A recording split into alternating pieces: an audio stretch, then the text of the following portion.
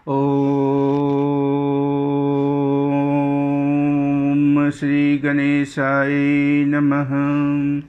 वक्रतुंडो महाकायो सूर्यकोटि संप्रभा निर्विघ्नं कुरु मे देवो सर्वकार्येषु सर्वदा। वक्रतुंडो महाकायो सूर्यकोटि संप्रभा निर्विघ्नं कुरु मे देवो सर्वकार्येषु सर्वदा। भगवान श्री गणेश जी को नमस्कार है। आज कथा का विषय है महामृत्युंजय मंत्र। महामृत्युंजय मंत्र जो मृत्यु से अमरता की ओर ले जाता है। महामृत्युंजय मंत्र जो मृत्यु से अमरता की ओर ले जाता है, फ्रॉम डेथ टू इमोर्टैलिटी। इस महामृत्युंजय जप का मंत्र का आविष्कार किसने हुआ, कैसे हुआ और कैसे प्रभु बम भोले ने मार्कंडेय ऋषि को अमरता का वरदान दिया। इस मंत्र के जाप करने से मनुष्य अमर हो जाता है। अगर ये जाप सही हुआ, किसी के घर में आर्थिक परेशानी चल रही हो, कोई लंबे दिनों से बीमार चल रहा हो, एक तरफ हॉस्पिटल में बैठे हो, दूसरी तरफ ये मंत्र का जाप चल रहा हो, आप हमेशा निरोग होते जाएंगे, बशर्ते जाप सही होना चाहिए। आइए इस मंत्र का हम ध्यान करेंगे और जानेंगे ये मंत्र कहाँ से उत्पत्ति हुआ, कैसे उत्पत्ति हुआ और भगवान भोले किस तरह से प्रसन्न होकर के मार्कंडेय मुनि को, मार्कंडेय ऋषि को वरदान देते हैं अमृत का। ये मंत्र मृत्यु से अमरता की ओर ले जाता है। डेथ टू इमोर्टैलिटी महामृत्युंजय मंत्र। महामृत्युंजय मंत्र डेथ टू इमोर्टैलिटी, मृत्यु से अमरता की ओर महामृत्युंजय मंत्र। आइए हम इस महामृत्युंजय मंत्र के विषय में जानें और इसी महामृत्युंजय मंत्र में, इसी कथा के मध्य में भगवान शिव की हम उत्पत्ति करेंगे। भगवान शिव को बुलाएंगे क्वेश्चन के लिए। जिस भक्तों के दिल में सही हृदय रहेगा वो भक्त भगवान शिव को देखेंगे, जैसा मैंने महसूस किया है। भगवान शिव की आराधना करने के बाद ये कथा भगवान शिव की प्रेरणा से उत्पत्ति हुई है। देखिए, मेरे को कुछ नहीं आता, कवित विवेक एक नहीं मोरे, कवित विवेक एक नहीं मोरे, सत्य कहूँ लिखी कागज कोरे। मैं सही से लिख के बता रहा हूँ, मुझे कुछ नहीं आता। ये भगवान की प्रेरणा है, आप लोगों के आशीर्वाद है। आप लोग का कैसे आशीर्वाद है? गोस्वामी तुलसीदास जी ने रामचरित्र मानस में कहा है, सिया राम मैं जग सब जानी, करहूँ प्रणाम जोर जुग पानी। सिया राम मैं जग सब जानी, करहूँ प्रणाम जोर जुग पानी। सिया राम मैं जग सब जानी, करहूँ प्रणाम जोर जुग पानी। इन्हीं को प्रणाम कर अब मेरे हृदय में विवेक आ गया है। कवित विवेक एक नहीं मोरे, सत्य कहूँ लिखी कागज कोरे। बिनु सत्संग विवेक ना होई, बिनु सत्संग विवेक ना होई, राम कृपा बिनु सुलभ न सोई। बिनु सत्संग विवेक ना होई, राम कृपा बिनु सुलभ न सोई। हरि अनंत हरि कथा अनंता। देखिए, हरि अनंत है, हरि की कथा अनंत है। और भी ऋषि मुनि ने सुनाया होगा, जैसा मैं सुनाऊंगा, ये भी कथा का एक रूप है। हरि अनंत हरि कथा अनंता, हरि अनंत हरि कथा अनंता, हरि अनंत हरि कथा अनंता, हरि अनंत हरि कथा अनंता। गावे सुनहि बो विधि सब संता, हरि अनंत हरि कथा अनंता, हरि अनंत हरि कथानंत, गावहि सुनहि बहुविधि सब संत। हरि अनंत हरि कथानंत, गावहि सुनहि बहुविधि सब संत। हरि अनंत, हरि व्यापक, अनंत मीन्स व्यापक। हरि व्यापक सर्वत्र समाना, हरि सब जगह है, हरि सब जगह है। हरि व्यापक सर्वत्र समाना, हरि व्यापक सर्वत्र समाना, प्रेम से प्रकट हुई मैं जाना। हरि व्यापक सर्वत्र समाना, हरि व्यापक सर्वत्र समाना, हरि व्यापक सर्वत्र समाना। और कहाँ मिलते हैं? प्रेम से, प्रेम से प्रकट हुई मैं जाना। हरि अनंत हरि कथानंत, हरि अनंत हरि कथानंत, गावहि सुनहि बहुविधि सब संत। हरि व्यापक सर्वत्र समाना, प्रेम से प्रकट हुई मैं जाना। जिस ऋषि मृकुंड के विधाता ने पुत्र योग लिखा ही नहीं था, भगवान शिव प्रकट होते हैं और उन्हें क्या वरदान डालते हैं, इसी कथा की आलोचना करेंगे। कर्म ही प्रधान है, प्रेम। हरि व्यापक सर्वत्र समाना, प्रेम ते प्रकट होई मैं जाना। हरि व्यापक सर्वत्र समाना, हरि व्यापक सर्वत्र समाना, हरि व्यापक सर्वत्र समाना, प्रेम ते प्रकट होई मैं जाना। इस प्रेम रूपी रत्न को पाकर ऋषि मार्कंडू ने पुत्र को प्राप्त किया, ऐसा पुत्र जो अल्पायु का था और अमर को रत्न को प्राप्त कर गया। इसी कथा का वर्णन करेंगे हम। जिस तरह से यहाँ पर हम बोलते हैं जो भी विधाता ने रच के रख दिया, ऐसा कुछ नहीं है। विधाता ने कुछ नहीं रच के रखा है। कर्म प्रधान विश्व करी राखा, कर्म प्रधान विश्व करी राखा, जो जस करहि तस फल चखा। कर्म प्रधान विश्व करी राखा, जो जस करहि तस फल चखा। इसी आज हम देखेंगे ऋषि मार्कंडू ने किस तरह से अपने विधाता के विधान को चेंज किया, किस तरह से प्रभु की भक्ति में लीन हो गए और उन्होंने अल्पायु के पुत्र को, पहले तो पुत्र योग ही नहीं था नसीब में, दूसरा आदमी होता तो पुत्र योग है या नहीं है तो दुख प्रकट था। ऋषि मुनि ने दुख प्रकट नहीं किया, उन्होंने भगवान शिव की आराधना की। और भगवान शिव फल में क्या देते हैं और कैसे जो है पुत्र जो है अमृत को प्राप्त करता है। इस 8 चिरंजीवी में से मार्कंडेय ऋषि चिरंजीवी हैं और आज भी अमर हैं। और मैं दावे के साथ कर सकता हूँ, जिस किसी के घर में भी परेशानी आ रही हो, इस कथा का मन लगा के सुने। हमारी वीडियो कहीं नहीं मिलेगी, ये अब बिल्कुल ही अनोखे रूप में तैयार किए गए वीडियो है। लाखों सालों की तपस्या के बाद, हजारों मंथन करने के बाद ये कथा मैंने आज गुरु जी के आशीर्वाद से ये कथा जो है प्रचार कर रहा हूँ। आइए इस कथा का वर्णन हम करते हैं। सकल पदार्थ है जग माही, आपको कर्म करना पड़ेगा। सकल पदार्थ है जग माही, कर्म ही न पावत नाही। सकल पदार्थ है जग माही, सकल पदार्थ है जग माही, कर्म ही न पावत नाही। और कृपा राम की कब होगी? जा पर कृपा राम की होई, ता पर कृपा करहि सब कोई। सकल पदार्थ है जग माही, सकल पदार्थ है जग माही, कर्म ही न पावत नाही। जा पर कृपा राम की होई, ता पर कृपा करहि सब कोई। जा पर कृपा राम की होई। राम की कृपा कब होगी? जब आप भगवान का भक्ति करेंगे। भगवान श्री रामचंद्र जी ने माता सबरी को नवदा भक्ति करते समय कहा है, प्रथम भक्ति मम संतन कर संगा।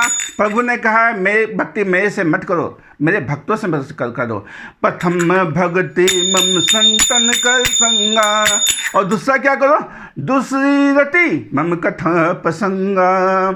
प्रथम भक्ति मम संतन कर संगा, दूसरी रति मम कथा प्रसंगा, दूसरी रति मम कथा प्रसंगा।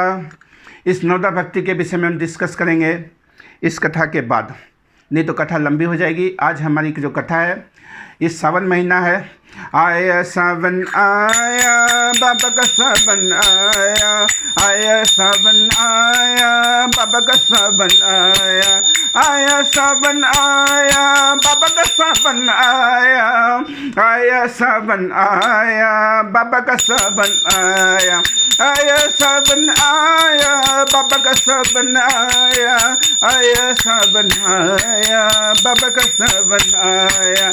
जटा में तेरी गंगा विराजे, जटा में तेरी गंगा विराजे, जटा में तेरी गंगा विराजे, माथे चंद्र सजाया, जटा में तेरी गंगा विराजे, माथे चंद्र सजाया।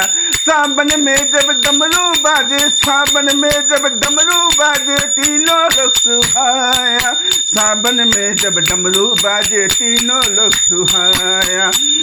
जटा में तेरी गंगा विराजे, माथे चंद्र सजाया, जटा में तेरी गंगा विराजे, माथे चंद्र सजाया, जटा में तेरी गंगा विराजे, माथे चंद्र सजाया। सावन में जब डमरू बाजे, तीनों लोग सुहाया, सावन में जब तीनों डमरू बाजे, तीनों लोग सुहाया। आया सावन आया, आया सावन आया, आया सावन आया, आया सावन आया। जटा में तेरी गंगा विराजे, माथे चंद्र सजाया, जटा में तेरी गंगा विराजे, माथे चंद्र सजाया। सावन में जब डमरू बाजे, तीनों लोग सुहाया, सावन में जब डमरू बाजे, तीनों लोग सुहाया।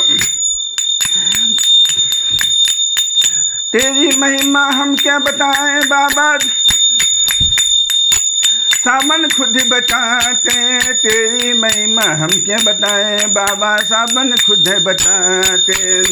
तेरी महिमा हम क्या बताएं बाबा, सावन खुद ही बताते। सावन में बाबा मनुष्य क्या देव भी तुमने से मिलने आते, सावन में बाबा देव मनुष्य भी क्या देव भी तुमसे मिलने आते। आया सावन आया, आया सावन आया बाबा का सावन आया, बाबा का सावन आया, बाबा का सावन आया। हम इस कथा का वर्णन करेंगे हरि नाम संकीर्तन के बाद। सबसे पहले गुरु जी को नमस्कार। गुरु ब्रह्मा गुरु विष्णु गुरुदेवो महेश्वरा, गुरु साक्षात परब्रह्म तस्मै श्री गुरुवे नमः।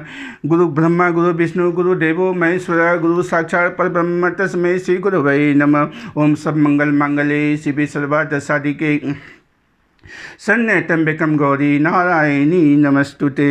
हरे कृष्ण कृष्ण कृष्ण हरे हरे, हरे राम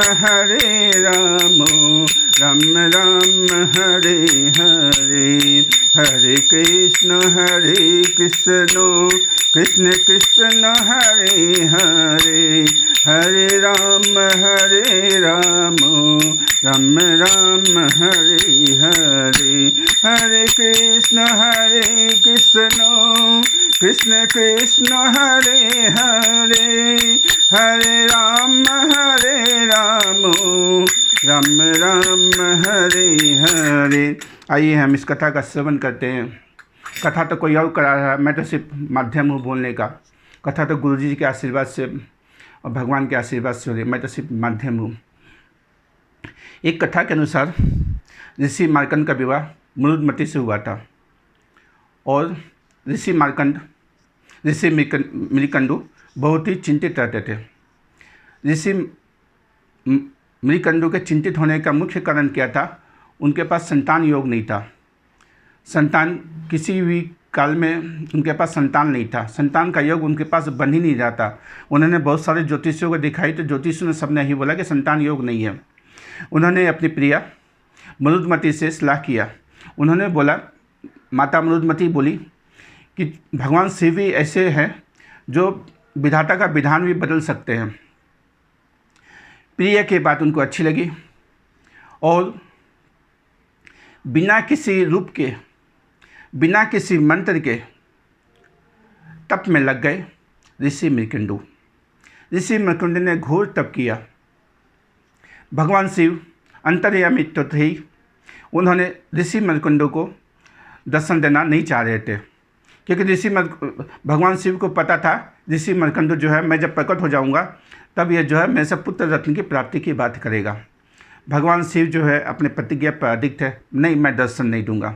लेकिन ऋषि मृकंडु की तपस्या इतनी घोर थी, इतनी घोर थी कि भगवान शिव को प्रकट होना पड़ा। भगवान शिव भी कम नहीं थे। भगवान शिव जब ऋषि मृकंडु के सामने प्रकट हुए, ऐस ऋषि मृकंडु आपको क्या चाहिए?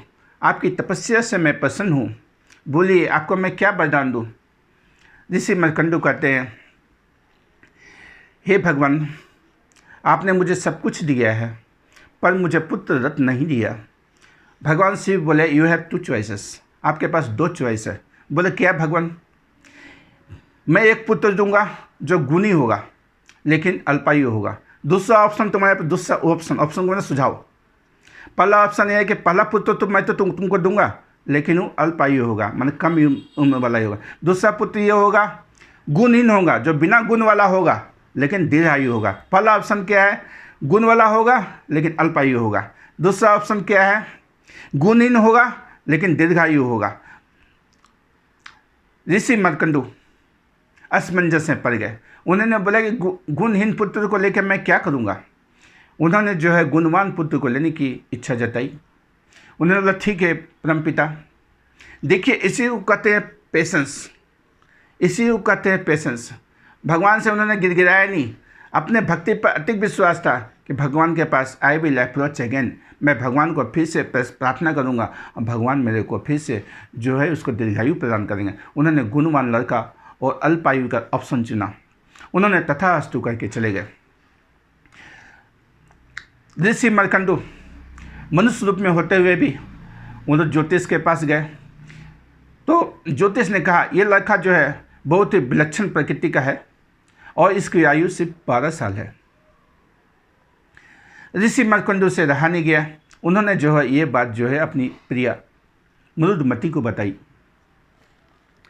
मरुदमती ने कहा जिस तरह से भगवान शिव आपको पुत्र रत्न दिया है उसी तरह से आप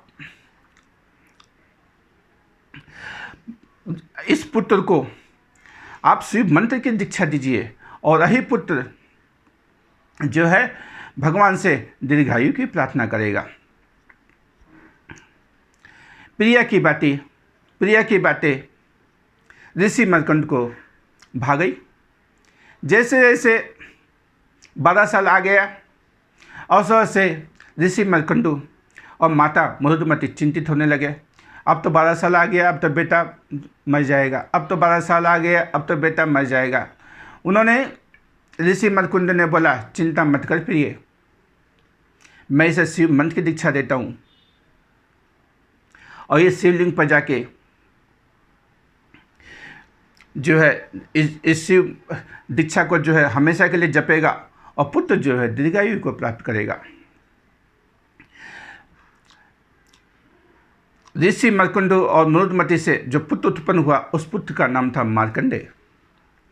मार्कंडेय को 12 वर्ष की आयु से पहले ही ऋषि मृकंडु ने शिव भक्ति की दीक्षा देना शुरू कर दी।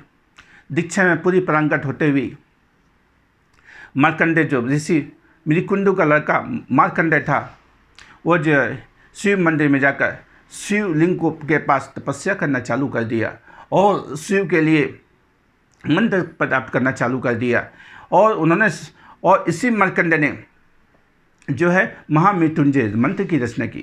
वो महामृत्युंजय मंत्र ओम ओम ओम, ये ब्रह्मांड का पहला अक्षर है और अंतिम अक्षर भी है। त्र्यंबकम यजामहे, त्र्यंबकम 3 नेत्र वाले, यजामहे मैं उनको सरल प्रणाम करता हूँ। ओम त्र्यंबकम यजामहे सुगंधिम पुष्टिवर्धनम, ओम त्र्यंबकम यजामहे सुगंधिम पुष्टिवर्धनम। सुगंधिम जो सुगंधिम है, जो सुगंध है, जो सुगंधित है, पुष्टिवर्धनम जो संसार का पोषण करते हैं।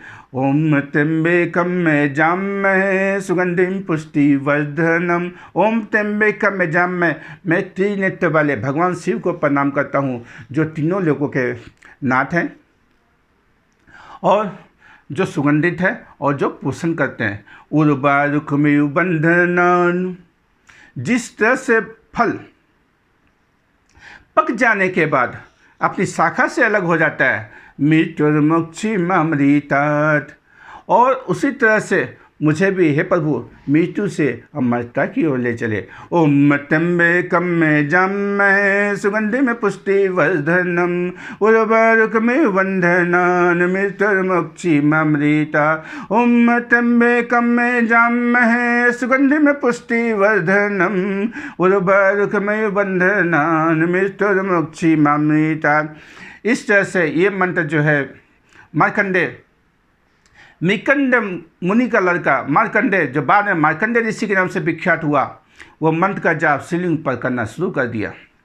करते करते जब 12 वर्ष की अवस्था पूर्ण होने के आ गई, यमराज के यमदूत उनको लेने के लिए आए।